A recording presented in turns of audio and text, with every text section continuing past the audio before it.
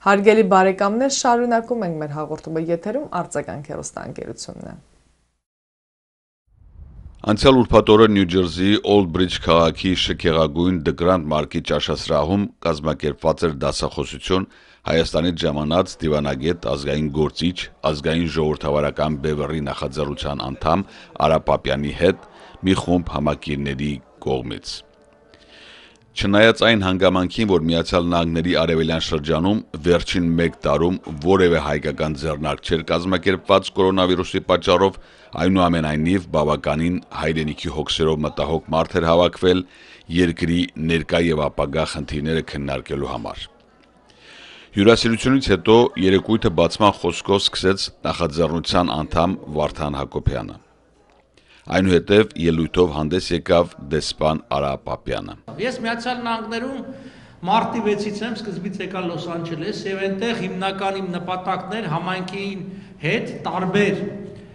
ձևաչափով հանդիպումներ, սկսած անհատական, վերջացած փոքր խմբեր եւ մեծ խմբեր, անգամ մենք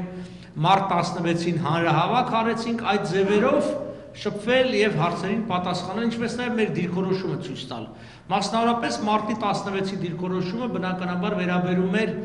այդ տխրահարճակ 1921 թվականին ստորագրված ռուս-թուրքական կամ քեմալա-բոլշևիկյան Մոսկվայի պայմանագրին, գիտեք, զուգահեռաբար Երևանում եւս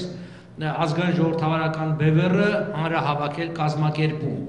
Պիտի ասեմ, որ երկու քաղաքում աշխարհում տեղի ունեցավ այդ օրը բողոքի ցույց,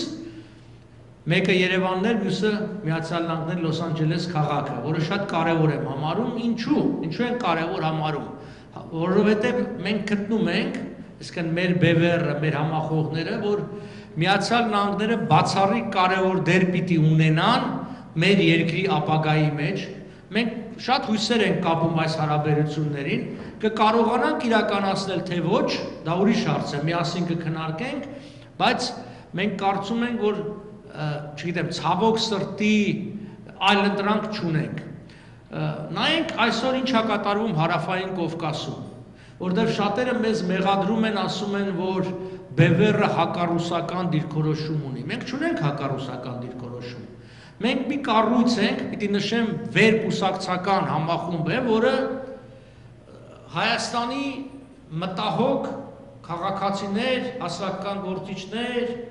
զինվորական գործիչներ է միավորել։ Ինչու՞։ Որովհետև մենք տեսնում ենք, որ աշխարհաքաղաքական լրջագույն փոփոխություններ են այսօր տեղի ունենում Հարավային Կովկասում, այն է Ռուսաստանը նահանջի մեջ է։ Ռուսաստանը հանձնում է Հարավային Կովկասը։ Քայլ առ քայլ, մաս առ մաս, մենք տեսանք, որ երկու համաձայնության հիման վրա Թուրքիան առաջին անգամ 300 տարվա ընթացքում ռազմական ներկայություն ապահովեց Աղդամի եւ Ստեփանակերտի միջև, մենք տեսնում ենք, որ մարտի 16-ի առիթով ինչպիսի սիրառատ խոստումներ ասվեց հատկապես Ռուսաստանի կողմից Թուրքիային եւ միանշանակ նշվեց, որ Թուրքիան ստրատեգիական գործընկեր է Ռուսաստանի համար։ Հիմա այս իրավիճակում Հայաստանը հայտնվում է խիստ խոցելի դրության մեջ, որտեղ 200 եւ ավել տարի մենք մեր հույսը, անվտանգության հույսը կապել ենք Ռուսաստանի հետ։ Իսկ եթե Ռուսաստանը գնում է, Ռուսաստանը հանձնում է, ինչ պիտի անենք։ Հարց առաջին. կարող է Հայաստանի Հանրապետությունը միայնակ դիմակայել այն վտանգներին, մարտահրավերներին, որի առջև այսօր կանգնած ենք։ Այդ թվում ռազմական ու անվտանգային։ Հաստատ ոչ։ Չկա մեկը, որը կարող է ստապ մտածի ասի, որ մենք կարող ենք միայնակ Թուրքիայի եւ Ադրբեջանի, մինչեւ իսկ միայնակ Ադրբեջանի ռազմական այդ վտանգին դիմակայել։ Ուրեմն մեզ պետք է դաշնակից։ Հիմա, եթե մեր ավանդական դաշնակիցը փոխել է իր քաղաքականությունը, ընտրել է նոր դաշնակից, ուրեմն մենք պիտի նայենք աշխարհի քարտեզին եւ փորձել գտնել այլ դաշնակից։ Դաշնակիցը գտնում են ինչ ձևով, երկու չափորոշիչով։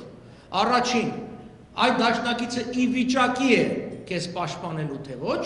երկրորդ, ուզում է պաշտպանել թե ոչ։ Երբ որ մենք առաջի կետով նայում ենք, այսինքն ի վիճակի է թե ոչ, աշխարհում մի երկիր կա, որ կարող է այդ նման խնդիր լուծել, դա Միացյալ Նահանգներն է։ Իսկ մեր ընտրությունը Միացյալ Նահանգներին պայմանավորված չի, որ մենք այսպես մի օր արթնացել ենք ու սկսենք սեր խոստանալ Միացյալ Նահանգներին։ Պարզապես մնացած երկրները, լինի Հնդկաստան, Չինաստան, Իրան, չունեն այդ ռազմական կարողությունը, չունեն այդ փորձը, չունեն այդ քաղաքական նկարտումները։ Հիմա հարց երկրորդ, կարողություն ունի Միացյալ Նահանգները, իսկ ունի քաղաքական կամք նման խնդիրներ լուծելու։ Այս արդեն ավելի լուրջ հարց է եւ մեր բոլորիս մասնակցությունը այդ հարցի պատասխանին կարևոր է։ Ես եկել եմ նաեւ այդ խնդիրները առաջ քաշելու, արծարծելու համար եւ հայ համայնքի հետ բացատրելու այս ընտրության կարևորությունը եւ կասեի ճակատագրական լինելը եւ ամերիկացի պաշտոնյաների հետ։ Այս անգամ ինձ հաջողվել է հանդիպումներ ունենալ պետքարտուղարության գործող եւ արդեն հանգստի կոչված բավականին բարձրաստիճան պաշտոնյաների հետ, ինչպես նաև think tank-ների, այսինքն վերլուծական կենտրոնների հետ։ Բավականին ազդեցիկ, այսինքն լրջագույն մարդիկ, անուններ չեմ տալիս, որովհետև հանդիպումների մեծ մասը եղել է այսպես տետատետ փակ հանդիպումներ, չեմ ասում գաղտնի հանդիպումներ են, բայց նման հանդիպումները առանձնապես չեն լուսաբանվում։ Իրենց փոխանցել ենք մեր անհանգստությունները կապված մեր երկրի ճակատագրի հետ, փորձել ենք հասկանանք իրենց դիրքորոշումը, եւ ես կարող եմ ընդհանուր բնութագրել, որ այսպես կարող եմ ասել ես չափավոր լավատես եմ։ Լավատես եմ, որովհետեւ նկատել եմ հետաքրքրություն իրենց կողմից, չափավոր, որովհետեւ իրենք հստակ հարցեր ունեն կապված Հայաստանի հետ, Հայաստանի իշխանության հետ, ժողովրդի հետ ինչ դիրքորոշում ունի, ինչպես նաև մեր ազգային ժողովրդավարական բևեռի հետ, այսինքն ինչ ազդեցություն մենք ունենք Հայաստանի հասարակական քաղաքական կյանքի վրա։ Դրա համար հիմա այսպես օգտվելով առիթից ասեմ, որ եթե հունիս 20-ին պիտի տեղի ունենա ընտրություններ, այո դուք զրկված եք, շատերդ Հայաստանի քաղաքացիությունն եք, բայց զրկված եք քվեարկելու իրավունքից, այդուհանդերձ ունեք ազգականներ, բարեկամներ Հայաստանում, փորձեք, համոզեք, որ քվեն տան ազգային ժողովրդավարական բևեռին։ Եթե դուք ուզում եք, որպիսի իլրումն այն նախկինին ինչ որ կա, Միացյալ Նահանգների աջակցությունը ստանա, որտեղ շատ պարզ է իրենց այսպես մեսեջը, իրանց բառով ասած ուղերձը։ Իրանք ուզում են տեսնել այդ գաղափարը, ինչ աջակցություն ունի ժողովրդի մեջ։ Արդյոք դա միայն, այսինքն մի խումբ ինչ որ մարդիկ, չգիտեմ, նախկին դեսպաններ, զինվորականներ հավաքվել են եւ որոշել են, թե ժողովուրդը եւս, որովհետեւ ապրելով Միացյալ Նահանգներում դուք երևի լավ գիտեք իրենց քաղաքականությունը, որ ամերիկացիք սիրում են, որ դու մի գոնե կես քայլ պիտի անես իրենց, որովհետեւ իրենք մի քայլ քեզ պատասխանեն։ Իրենք այդպես մեծ երկիր, աշխարհի հզորագույն երկիրն է, ինքը առաջինը չի անելու։ Չի անելու, որպեսզի չմեղադրվի տարբեր բաների մեջ, չի անելու, որպեսզի ուրիշները օրինակ չվերցնեն եւ չի անելու, որտեղ առանձնապես մեծ շահեր չունի։ Հիմա որոնք են այն շահերը, որը մենք կարող ենք Միացյալ Նահանգներին, այսպես մեր տարածաշրջանով հետաքրքրել։ Առաջինը ես կարծում եմ աշխարհաքաղաքական շահերն են, որ այսօր Ռուսաստանի եւ Թուրքիայի նկատմամբ մենք տեսնում ենք, որ Միացյալ Նահանգները ունեն բավականին կոշտ դիրքորոշում։ Նայեք Բայդենի վերջի հայտարարությունները, պետքարտուղարի հայտարարությունները, դիրքորոշումները դա հստակ է։ Այսինքն, ինչքան այդ ազդեցությունը փոքրացվի, այնքան Միացյալ Նահանգների շահերից է բխում։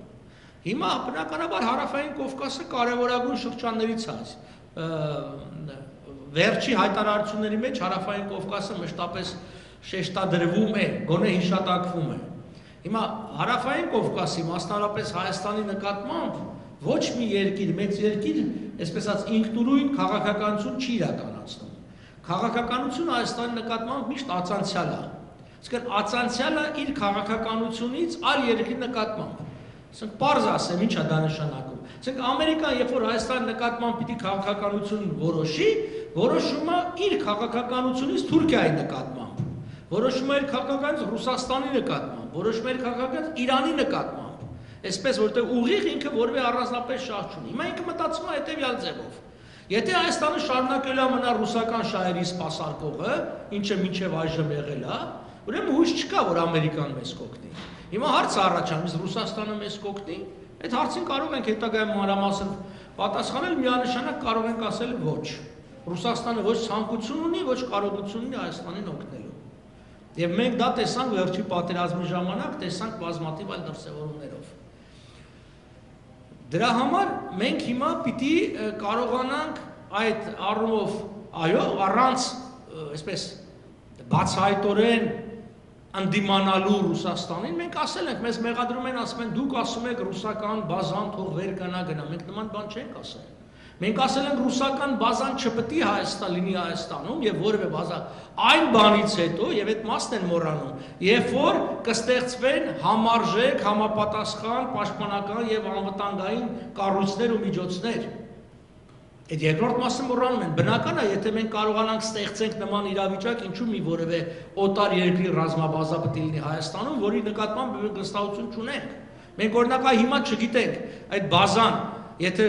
Թուրքիան հարձակվում է Հայաստանի վրա, ինչ անելու։ Պաշտպանելու է մեզ, կրակելու է թիկունքից մեզ, 3 օր ուշանալու է, մենք ընդհանրապես չգիտենք։ Օրինակ Ղարաբաղի հարցում պարզ էր, որ իրանք պարզապես Երևանի լեզվով ասած գցեցին մեզ։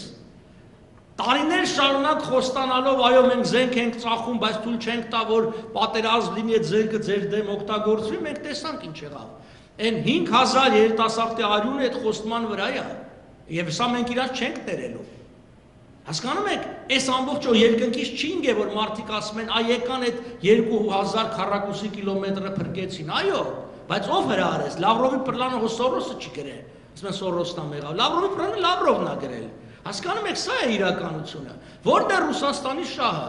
ընդհանրապես հարավային ռազմական ներկայությունն է։ Բնականաբար անել ամեն ինչ, որպիսի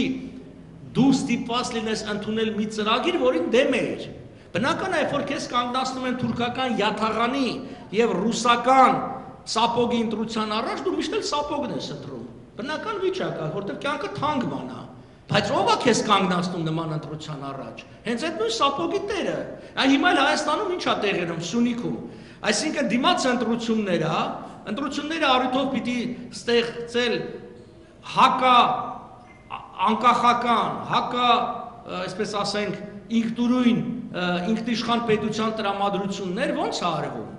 Հրահարում են թուրքերին, թուրքերը բանական զորքերի կուտակուտներ են անում, անընդհատ սպառնալիք են ստեղծում, բնական է ժողովուրդն ասում է, դե լավ, հիմա երկիր չունենք, գոնե ապահով ապրենք ռուսի ստվերի տակ։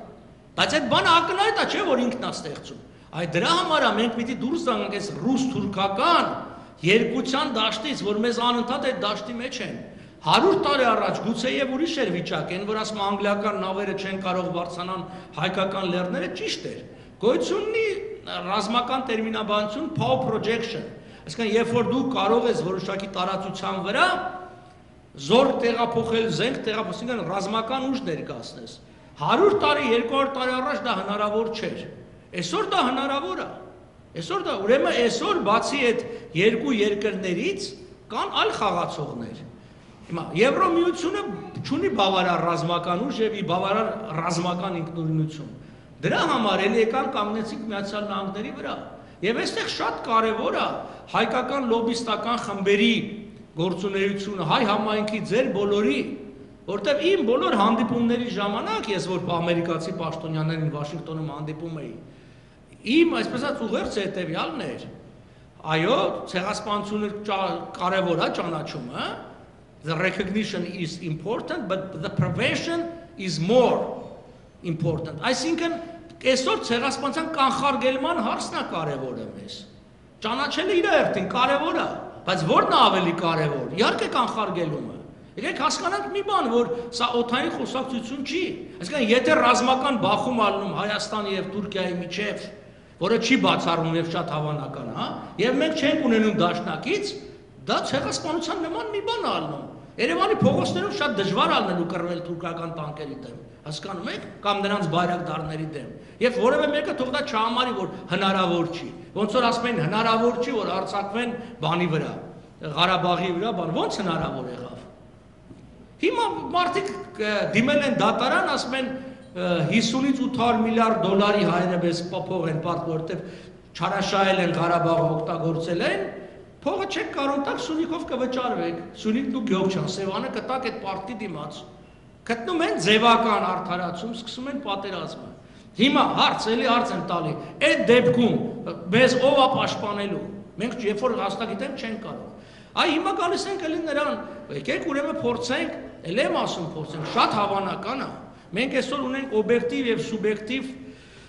իրավիճակ, որ Միացյալ Նահանգները կարող է Հայաստանին պաշտպանի։ Ես ասացի, մեկը նա, որ ռուս-թուրքական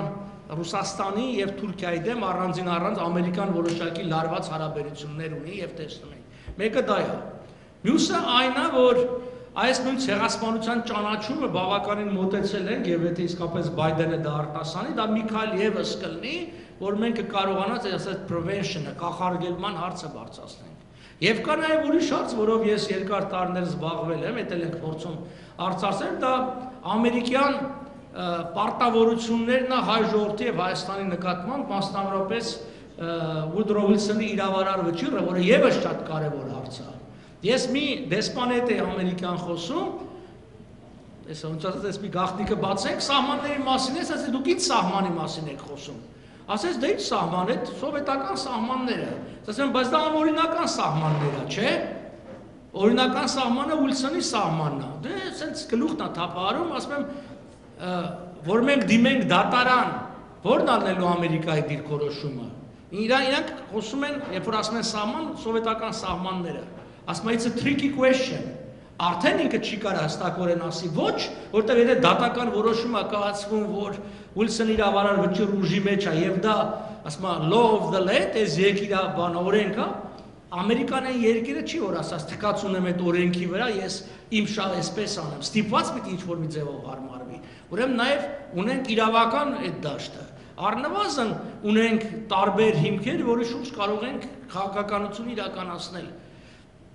Սա լավ է թե վատ, ես ասեմ, սա միակն է։ Պարզապես միակն է, չի կարող լինի լավ ու վատ մի բան, որը միակն է։ Նորից եմ կրկնում, միակն է։ Եթե օրինակ Ռուսաստանը լիներ 19-րդ դարի Ռուսաստանը եւ շարունակեր իր քաղաքականությունը, որ նպատակն է դուրս գար միջերկրական ծով, Բոսֆոր Դարդանել գրավել, մենք էլ կլինենք իր ձեռքին գործիք, հերթական անգամ մեր անունով իր ճանապարհը կբացեինք, ծերը հետ էլ մենք կօգտվեինք, ասենք դե լավ է, հիմա այդ գրավումը մենք էլ ազատագրվում ենք բան։ Հիմա ակնհայտ է, չէ՞ Ռուսաստանը այդ քաղաքականությունը չունի։ Ոչ միայն չունի, չի կարող ունենա։ Այսօր Թուրքիան շատ ավելի ռազմականապես ուժեղ երկիր է, քան Ռուսաստանը, եկեք այս մի բան հասկանանք։ Հանեք ատոմային ռումբերը եւ ռուսական բանակը ոչինչ է։ Յուժնի վայնի օկրուգ իրանց բան չի ներկայացնում։ Այդ ատոմային զենքն է, որ այսօր զսպում է թուրքերին եւ այլն։ Իսկ այսօր արդեն ով է տալիս ատոմային տեխնոլոգիան թուրքերին։ Ռուսները, չէ՞, ակո 6 հատ, 4 հատ բան են, ատոմակայան են կառուցում, երբ որ մեր մի ատոմակայանը բան է։ Ասեցին փող չունենք մի ատոմակայանի համար տանք։ Հիմա գիտեք, ատոմակայանը փակվելու է 140 օր, մենք չգիտենք Հայաստանը ընդհանրապես հոսանք կունենա, թե հովարային անջատումների գիրկն ենք հայտնվելու եւ նման լրջագույն խնդիրներ կա։ Իր ելույթից հետո ներկաների բոլոր հարցերին պատասխանեց դեսպան Պապյանը, որն էլ մասնակին ներկայացնում ենք ձեր ուշադրությանը։ Նախ ուզում եմ ասեմ, մենք մի հստակ ծրագիր կամ կարգավիճակ ենք առաջադրում հիմա Միացյալ Նահանգներին, որ փորձում ենք այդ կարգավիճակով իրավական հիմք ստեղծել հարաբերությունների, դա կոչվում է Major Non-NATO Ally of the United States։ Միացյալ Նահանգների ՆԱՏՕ-ի ոչ անդամ հիմնական դաշնակից այդ կարգավիճակն է, որը ունեն 18 երկիր ներկայումս՝ Հարավային Կորեա, Ճապոնիա, Բահրեյն, Թունիս, Թայլանդ, Բրազիլ, Իսրայել եւ այլն։ Հիմա ինչ կլինի պայմանները։ Մենք պիտի հստակ ասենք մենք ինչ ենք ակնկալում,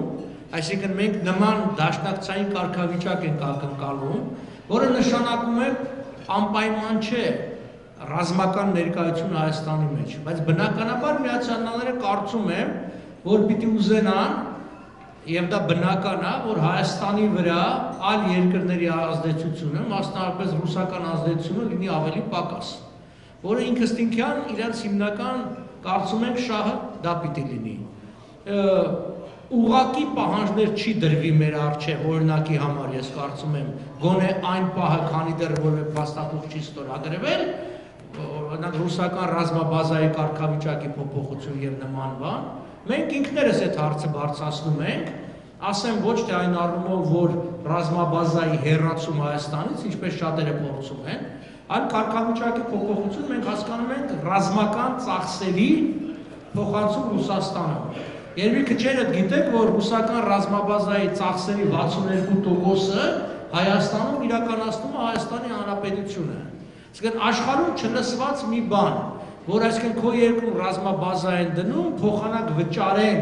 դրա համար դեռ մի բան դու ես վճարում։ Այդ ձև բան անում է օկուպացիոն բանակի նկատմամբ։ Ուրիշ բան չի լինում։ Այ կարծում եմ, որ նման հարցերը կդրվեն հստակեցնելու վիճակը Միացյալ Նահանգների հետ, եթե մեզ հաջողվի այդ non-NATO ալայի կարգավիճակը ստանալ, դրանով այդտեղ հստակ օրենսդրորեն հնարավոր է։ Ինչու են կարծում, որ այդ ճիշտ ուղղությունն է, որովհետև մեր տարածաշրջանում ՆԱՏՕ-ի նկատմամբ կա որոշակի արդարացված եւ չարդարացված վախ, եւ հարևանների կողմից էլ դա պակաս ընդունելի է, իսկ որպես non-NATO ալայ դա ավելի ընդունելի տարբերական, նորից եմ կրկնում, առանց ռազմական տեղակայման, որովհետև նման կարգավիճակ արդեն կզսպի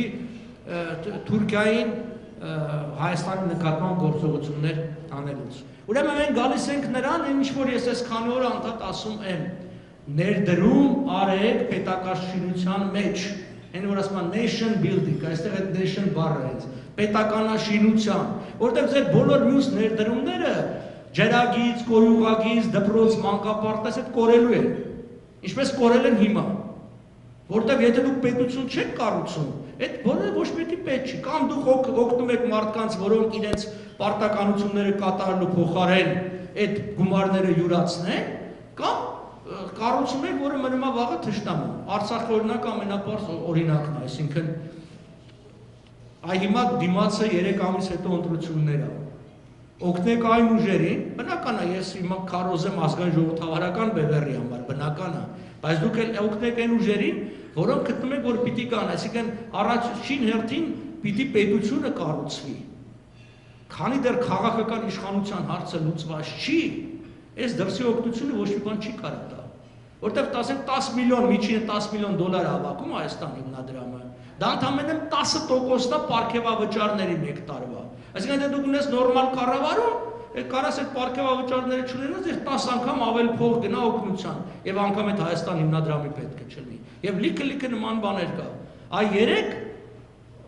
ոստիկանության աշխատավարձերը Հայաստանում բարձրացվել են բարեկային ծառայության։ Այսօր սովորական ոստիկանը մի քանի անգամ ավել աշխատավարձ է ստանում, քան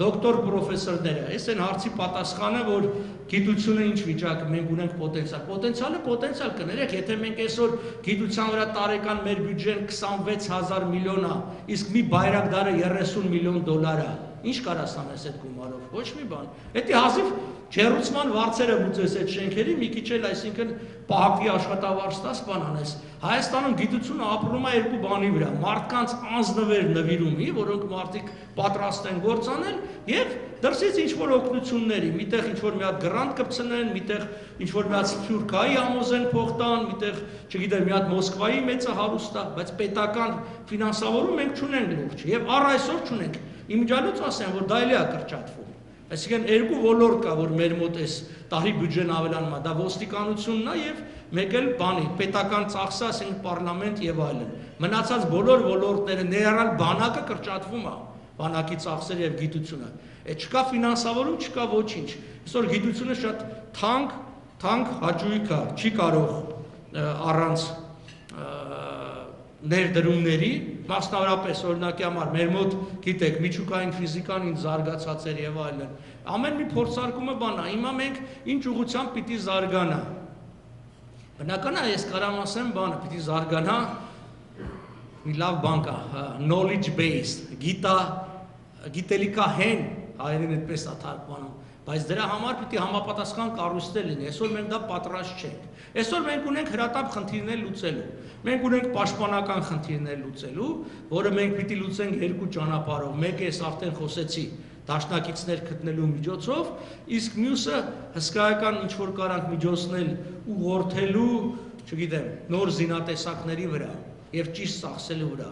Դուք բլոկադա բառը օգտագործեցիք Հայաստանի վերաբերյալ, դա մի քիչ ուռճացված է, ես ձեզ ասեմ, որ մենք մեր այս պատճառը դա Նիկոլ Փաշինյանի տեսությունն է, այ որ սահմանը բացվի, չգիտեմ, երկիրը կզարգանա եւ այլն։ Մեր սահմանը բաց է։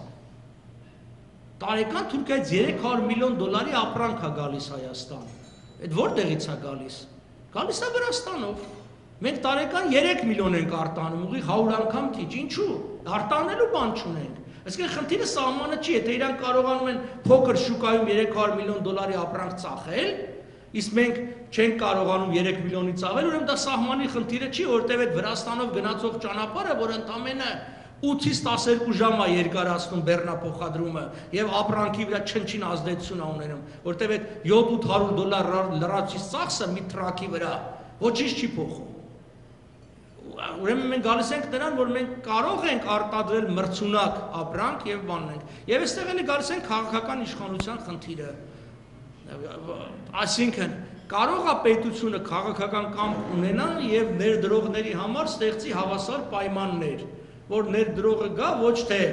ինչ որ մի իշխանավորի հետ լեզու գտնի եւ նրա եղբոր հետ, քրոջ տղու հետ, քարտուղարու հետ, սիրու հետ գործ բռնի, այլ ուղղակի գործ դնի Հայաստանում, այսինքն բիզնես անի եւ շահույթ հետապնդի։ Բարեգործություն շատ լավ բան է, բայց բարեգործությամբ երկիր չի ոտի կանգնի, երբեք չկա աշխարհում մի երկիր, որ կարա բարեգործությամբ ապրի։ Բարեգործությունը այսպես կողքից մի բան է։ Պիտի լինի շահագրգռվածություն եւ առաջին հերթին կրկնում եմ, դա պիտի լինի պետական ներդրումներ։ Եկեք ընդունենք, որ Սփյուռքը ինչքան էլ ուզենա ներդրում անի Հայաստանում, ասենք եթե այս երկրի օրինակը վերցնենք, ասենք ամերիկյան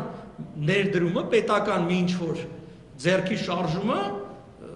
շատ ավելի մեծ է։ Ասենք Ամերիկայի համար քաղաքական որոշում կայացնել, ոնց որ իրենք առաջարկեցին մեզ 8 միլիարդ դոլարի ներդրում էներգետիկ ոլորտում, որ Հայաստան դադարի էներգետիկ կախվածություն ունենա Ռուսաստանից։ Առաջարկել են, չէ՞ մեզ 8 միլիարդ դոլար։ Կարա Սփյուռքը կա, չի կարա, դա ոչ ոք չի կարա։ Աշխարհում այսօր մի երկիր կա, որ 8 միլիարդ դոլար կարա, դա Ամերիկան է։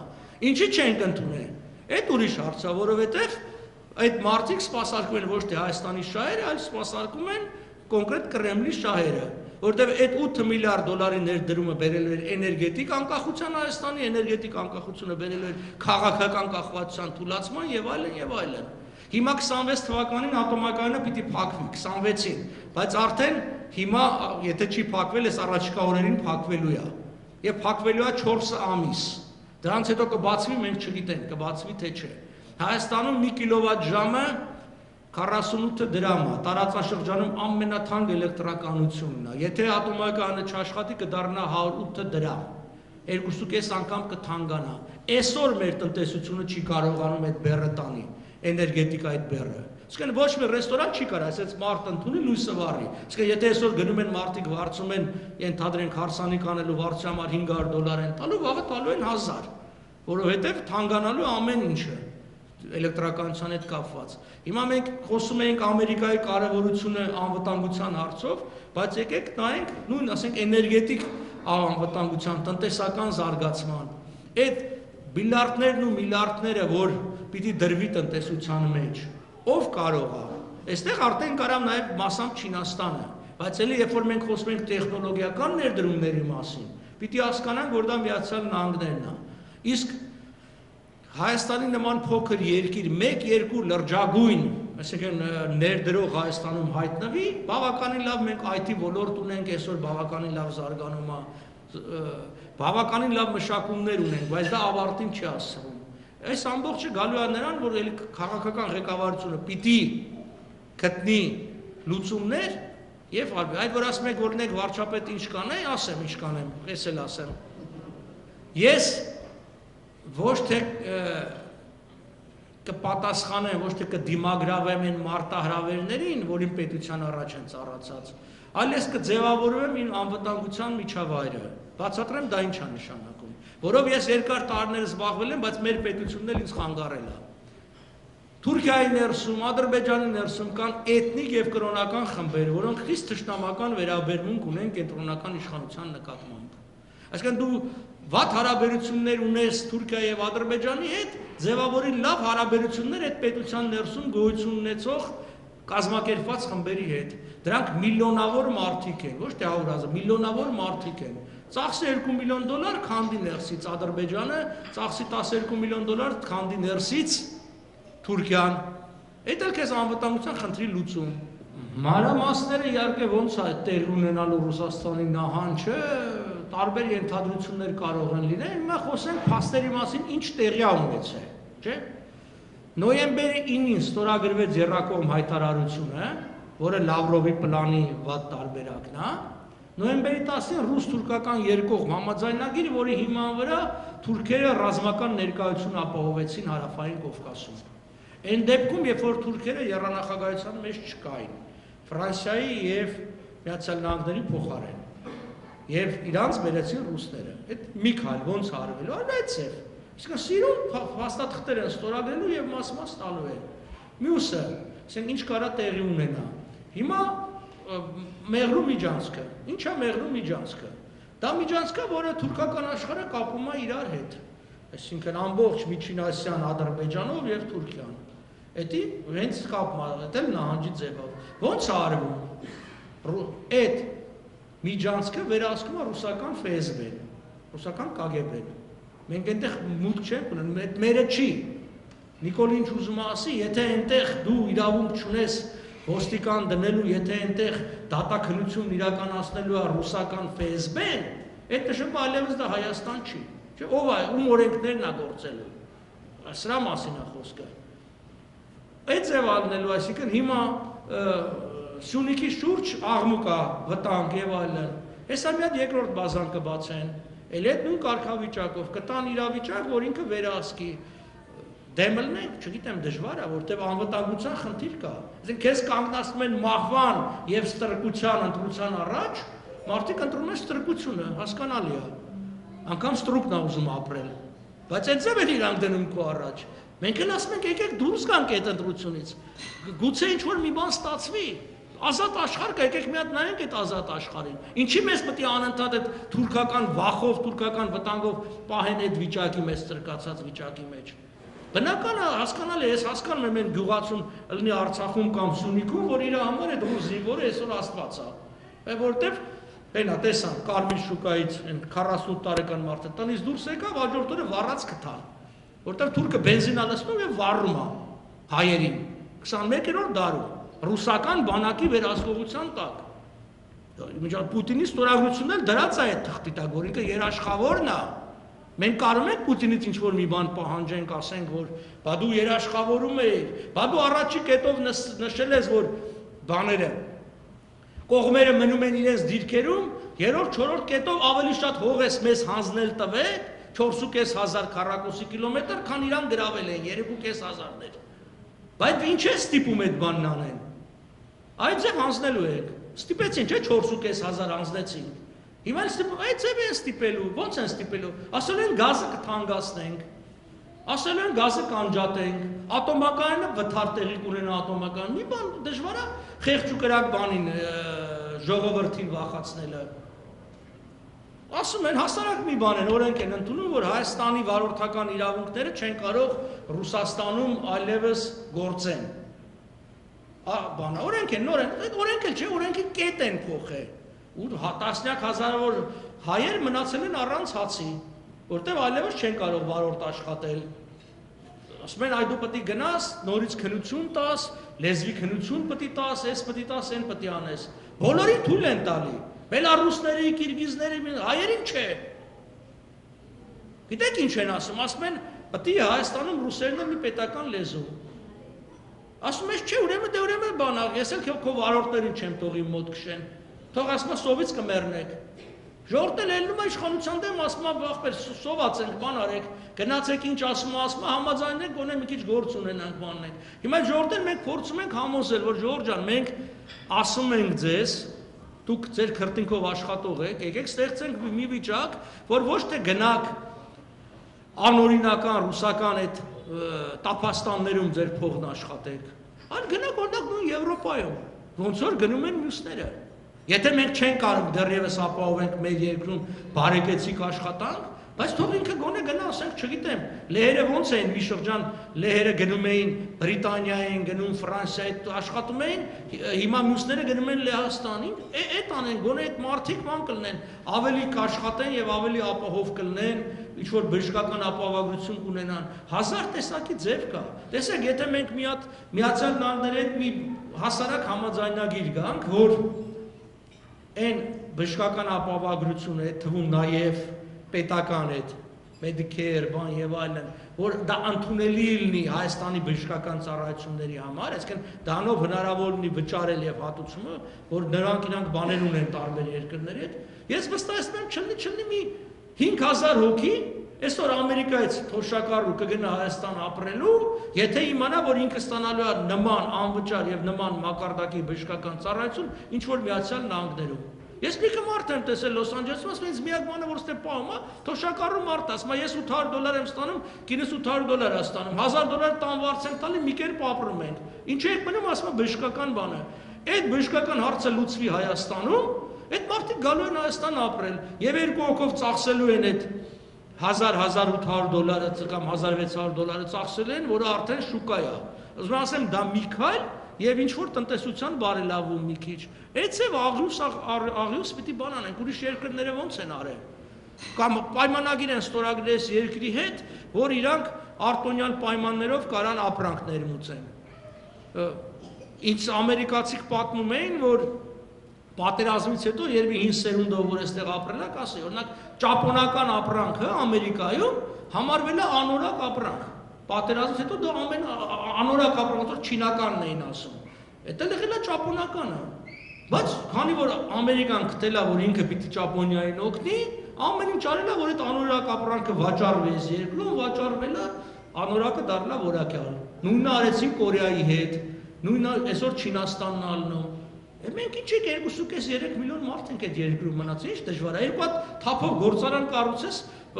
երկիրը ոտիկ կանգնի։ Այդ ուղղակի կառուցողն է պետք է, այդ բաներն է պետք։ Դուք ձեր շրջապատում նայեք, ինչքան մարդիկ կան, հայեր, որոնք հաջողության են հասել, այստեղ, բայց Հայաստանում չէին հասնում հաջողության։ Մարդը նույնն է, չէ՞։ Ուրեմն այդ միջավայրի խնդիրը կա, օրենքների խնդիրը կա։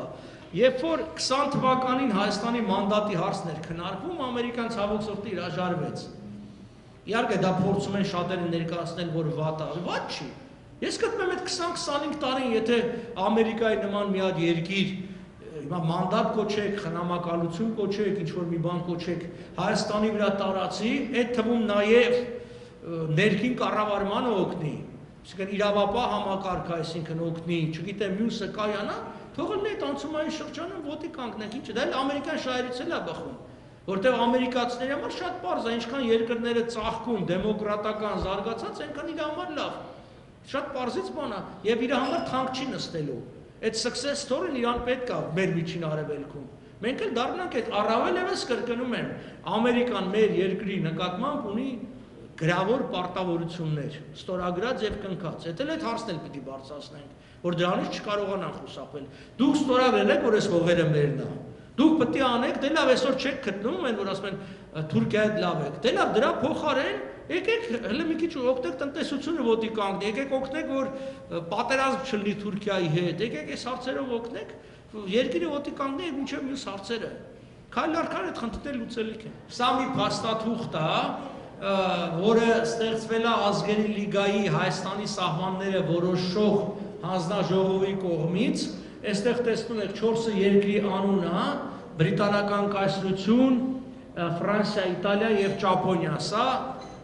Ազգերի լիգայի խորհրդի 4 անդամ երկրներն են, այսինքն այսօրվա դրանց համարժեք բանը անվտանգության խորհուրդն է։ Դա ստեղծել է հատուկ հանձնաժողով սահմանների որոշման վերաբերյալ Հայաստանի Հանրապետության։ Այս այդ քարտեզն է, որը կից է այդ զեկույցին։ Սա մեծ քարտեզն է, որ տեսնեք, այստեղ օրինակ վերևը տեսնում եք, մեջտեղը վերևը դա Բաթումի պետության խնդիրն է, աչի վրա գանք ավելի աչը։ Սա սահմանն է Ղարաբաղի մասով։ Եթե դուք տեսնում եք, այս է, սա Լեռնային Ղարաբաղն է, սա էլ Դաշտային Ղարաբաղն է։ Այսինքն անգամ այն ժամանակ, երբ որ մենք վերահսկում էինք այդ 12.500 քառակուսի կիլոմետրը, մենք եւս Հայաստանին պատկանող 12,000 քառակուսի կիլոմետր ունեինք առանց Նախիջևանի, որը հայկական հայաստանյան տարածք էր, բայց Ադրբեջանի իշխանության ներքո։ Խոսացինք սրա մասին, չխոսացինք, Ադրբեջանի ամբողջ իրավունքը ինչի վրա է խարսխված 21 թվականի Կավբյուրոյի այդ հուլիսի 5-ի որոշման, որը կուսակցական որոշում է եւ անօրինական է։ Գնացինք դատարան գոնե խորհրդատվական կարծիք հայցելու դրա վերաբերյալ։ չգնացինք, այսինքն մենք հասարակ բաներ կա, որ չենք արել, որի դառը պտուղները այսօր մենք խաղում ենք։ Շատ հեշտ անելիք խնդիրներ էին, մեծ խնդիրներ չէին, կարելի էր անել, ինչու չենք արել, չգիտեմ, չեմ կարող ասեմ ինչու չենք արել, առաջարկներ եղել են, գոնե իմ կողմից եղել է եւ Ռոբերտ Քոչարյանի եւ Սերժ Սարգսյանի, անձնական այսպես բաներով, Նիկոլ Փաշինյանն էլ գրել եմ, այսինքն էլի ոչ մի արձագանք չի եղել, մի երկու անգամ։ Այնպես որ չենք կարել այսօր բանստան, բայց այս փաստաթուղթը հետաքրքիր փաստաթուղթ է, էլ ուզում եմ ասեմ, կա, ամեն ինչը կա, նոր բան չի։ Այնպես որ այստեղ քանի որ դրել ենք մի երկու քարտեզ էլ ցույց տամ, սա էլ Ուլսենյան քարտեզն է, այն դեղինը որ տեսնում եք, դեղին դա ծովից ծով Հայաստանի գաղափարն է, ծովից ծով Հայաստանի գաղափարը դա ամերիկյան ձևակերպում է, դա հայեր հետ կապ չունի։ Armenia from sea to sea, դա Ուլսենի ձևակերպումն է Աստվածաշնչից, կարծեմ 137-րդ Սաղմոսից այդ տողերը ծովից մինչև ծով, եւ քանի որ պիտի Հայաստանը լիներ սևից մինչև միջերկրական, այս նախնական տարբերակը դեղինն է։ Կարմիր գիծը տեսնում եք, դա արդեն Ուլսենյան սահմանն է, փոքր Հայաստանի գաղափարն է։ Որոշվեց ստեղծել փոքր Հայաստան 165,000 քառակուսի կիլոմետրով, որտեղ դրանից ավելի փոքր երկիրը ոչ կենսունակ էր եւ երկիրը չի կարող գոյատևի։ Այնտեղ շատ հստակ ձևակերպումը այսպես է, vital state, չի կարող լինի։ Դրա համար բնական է, որ 30,000 քառակուսի կիլոմետրով երկիրը չի կարողանում գոյատևի, ելք չունենալով դեպի ծով։ Դրա համար պիտի այդ խնդիրները լուծվի։ Այս քարտեզները, հա, այս մի քարտեզը նայենք, այս ամբողջը բանա, Ուլսենի իրավարար վճռի մեջ է, կարծեմ 1 թե 2 օրինակ այնտեղ կա վաճառքում դրած այս փաստաթղթերի բանից։ Հիմա հարց է առաջանում, ինչի հայ ժողովուրդը 100 տարի ցեղասպանությունից հետո չէր տպել այս փաստաթուղթը եւ չէր բանանել մեջտեղ, ես չգիտեմ։ Ես երբ որ արխիվից այս փաստաթուղթը անում եմ, կնոջ հարցում եմ, ասում եմ վերջի անգամ երբ են այս փաստաթուղթը նայել, ասում եմ 50 տարի որևէ մեկը չի նայել, դրանից առաջ էլ տվյալներ չունենք։ Հիմա հարց առաջանում, ինչի չենք արել։ Երևի մեզ համար կարևոր է եղել ցույց տալ աշխարհին, որ մեզ ջարդել ու կոտորել են, բայց որ մենք իրավունքներն ենք, այդ չենք խոսացել։ Այստեղ ինչով է այս քարտեզը հետաքրքիր, այդ Ուլսենյան սահմանները որ կան, դրանից հարավ դուք տեսնում եք Քրդստանը։ Ըստ Սևրի պայմանագրի 62-րդ հոդվածի Քրդստանի հյուսիսային սահմանը դա Հայաստանի Հանրապետության հարավային սահմանն է, որ նշանակում է ուշ թե շուտ քրդերը ստեղծելու են իրենց պետությունը, ուշ թե շուտ հայկական հարցը նորից ավերա կենթանանալու եւ Հայաստանի Հանրապետության սահմանների հարցը մեջտեղ գալու։ Կկարողանանք տեր կանգնել մեր իրավունքներին, երբ որ այդ հարցը նորից կախում կունենամ, ինչ արած կլինենք մինչեւ այդ եւ ինչ ուժ կունենանք դա անելու։ Այդ թվում ուժ ասած ես միայն ռազմական նկատի չունեմ, քաղաքական, տնտեսական, իրավական ինչ ինքեր ստեղծած կլինենք։ Այսօրվա վիճակով ոնց որ թե առանձնապես այս ուղղությամբ բան չեն կարել։ Բանը, այս քարտեզներ։ Հա, սա էլ բանն է։ Այս տարի մի բացառիկ բան տեղի ունեցավ, ուրեմն, գիտեք, անցյալ տարի Սևրի պայմանագրի եւ Ուլսենի իրավարար վճռի 100-ամյակներն էին։ Դե բնական է Հայաստանի իշխանությունները դա անտեսեցին, ինձ հաջողվեց խորամանկությամբ պետական, պաշտոնական, եթե դուք հայփոստի, սա առաջի դեպքն է, բացառիկ դեպք է, որ Հայաստանի Հանրապետությունը տպեց պաշտոնական նամականիշ այս քարտը, որի վրա Սևրի պայմանագիրն է, նայեք այդ բանը, քարտեզը, իրավարար վճռի քարտեզն է, Ուլսեն եւ այլն, ընդամենը տպվել է 500 օրինակ, բանը շնորհանդես տեղի չունեցավ, սրանից կարծեմ հիմա մնացել է 17 հատ, այնտեղ պիտի լինի կամ չի լինի, էս է։ Մնացել դա ինքը բավականին թանկարժեք բան է, էլի, որովհետեւ սա առաջի դեպքն է, որ Հայաստանի Հանրապետությունը պաշտոնապես ամրագրել է իր սահմանները որպես այդպիսին է թաղավար։ Ճիշտ է, շատ դժվարությամբ է եղել, բայց ստացվել է այս բանը։ Այսքանը, հա, այս բանն է։ 47 թվերս հայտնի Լևոն Զավենի նկարը։ Տեսեք, հայերը երբ որ ՄԱԿ-ը ստեղծվեց, այս այդ ժամանակ այս նկարը դրվել։ Հայերը այն ժամանակ զբաղվում էին հողային պահանջատիրությամբ։ 65 թվականին կհիշեք ովքեր որ հայաստանցի են մեծ են, ցույցերի ժամանակ հիմնական կարգախոսն ինչ է եղել։ Հողերը։ Այո, հետո վարպետորեն մեզ շեղեցին այդ հողերի պահանջներից եւ տարան այլ ուղղությամբ, մի 50 տարի մենք գնացինք այլ ուղղությամբ, բայց 47 թվին հայերը երբ որ ՄԱԿ-ի առաջ հարցը բարձրացնում էին, ոչ միայն հողերի արծնային բարձրացնում, այլ բարձրացնում են հենց Ուիլսոնի իրավարար վճռի հիման վրա, որտեղ իրենք գիտեին 47 թվին, որ մեր իրավունքների հիմքը այս փաստաթուղթն է։ Ցավոք սրտի այդ մի տեսակ այդ գիտելիքը կորավ, ինչ որտեղ էլ կորցրեցին, հատուկ դա արվեց, իսկ հիմա պիտի, քանի որ Հայաստանի Հանրապետությունը, եթե մենք վերադառնանք ազգային ժողովրդավարական բևեռի այն հիմնադրույթին, որ առաջի հանրապետության իրավահաջորդն է, հետևաբար այս հարցերը մենք բարձրացնելու ենք։ Եթե մենք խորհրդարանում լուրջ ինչ-որ ներկայություն ենք լինում եւ արդեն գալիս ենք սրանց հետ խոսում ենք որպես խորհրդարանական ֆրակցիա եւ այլն, դա լրիվ այլ աշխարհակաղակական վիճակ է։ Այստեղ արդեն անգամ ներքինը չի։ Այսինքն ամերիկացիք տեսնում են, որ Հայաստանի քաղաքական դաշտում կա լուրջ ուժ, խորհրդարանական ուժ, որը արևմտյան ուղղություն ունի, որը դեմոկրատական ինչ-որ բաներ ունի եւ այլն, կսկսի արդեն լուրջ խախտանել, ուսանք ավելի լուրջ ծավալվել, ընդլայնվել, ներդրում եւ այլն։ Իսկ եթե որ չենք անցնում, չենք անցնում, նշանակում անցնում են նրա, անցնում են ռուսական այդ ուժերը, բնականաբար արդեն այդտեղ ամեն մարդ ինքը պիտի որոշի ինչ անի։ Երեկոն ավարտվեց 4 ժամ ջերմ քննարկումից հետո։ Իդեպ պետք է ողջունել նախաձեռնողների նմանատիպ միջոցառումը, քանզի այսպիսի ձեռնարկներն են, որ հնարավորություն են տալիս մեծ Սփյուռքում ապրող հայերիս տեղեկություն ստանալ Հայաստանի անցուդարձից, հենց իսկ ներսի քաղաքական գործիչներից։ Իդեպ տեղեկացնենք, որ ցանկացողները, որոնք կուզենան նվիրատվություն անել այս կազմակերպությանը, պետք է չեքի վրա գրեն Սասնա Ծռեր INC կամ կարող են անդամագրվել ազգային ժողովրդավարական բևեռին։ Դե ինչ, հաջողություն մաղթենք այս կազմակերպությանը իրենց ազգանավեր գործունեության մեջ։